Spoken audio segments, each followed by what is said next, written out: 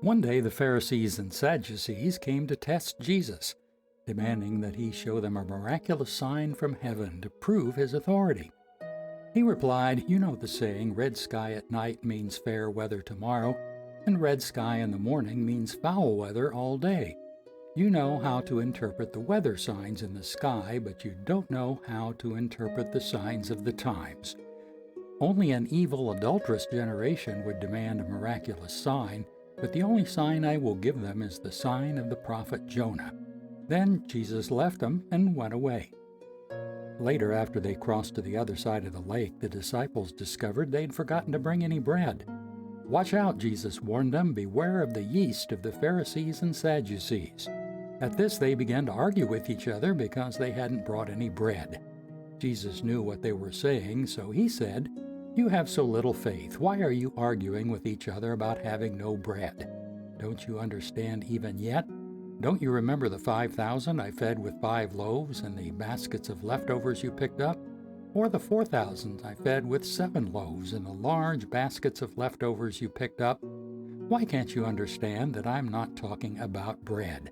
So again I say, beware of the yeast of the Pharisees and Sadducees." Then at last they understood he wasn't speaking about the yeast in bread, but about the deceptive teaching of the Pharisees and Sadducees. When Jesus came to the region of Caesarea Philippi, he asked his disciples, "Who do people say the Son of Man is?" Well, they replied, "Some say John the Baptist, some say Elijah, and others say Jeremiah or one of the other prophets."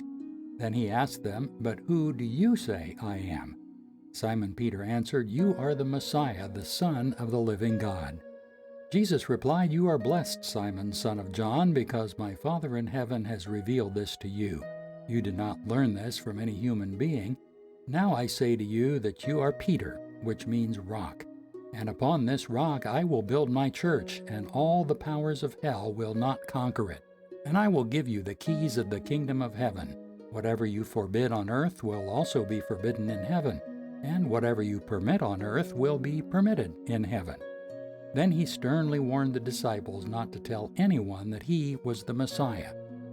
From then on, Jesus began to tell his disciples plainly that it was necessary for him to go to Jerusalem and that he would suffer many terrible things at the hands of the elders, the leading priests, and the teachers of religious law. He would be killed, but on the 3rd day he would be raised from the dead. But Peter took him aside and began to reprimand him for saying such things. "Heaven forbid, Lord," he said, "this will never happen to you." Jesus turned to Peter and said, "Get away from me, Satan. You are a dangerous trap to me. You are seeing things merely from a human point of view, not from God's." Then Jesus said to his disciples, "If any of you wants to be my follower, you must give up your own way, take up your cross, and follow me. If you try to hang on to your life, you will lose it. But if you give up your life for my sake, you will save it. And what do you benefit if you will gain the whole world but lose your own soul? Is anything worth more than your soul? For the Son of Man will come with his angels in the glory of his Father and will judge all people according to their deeds. And I tell you the truth, some standing here right now will not die before they see the Son of Man coming in his kingdom."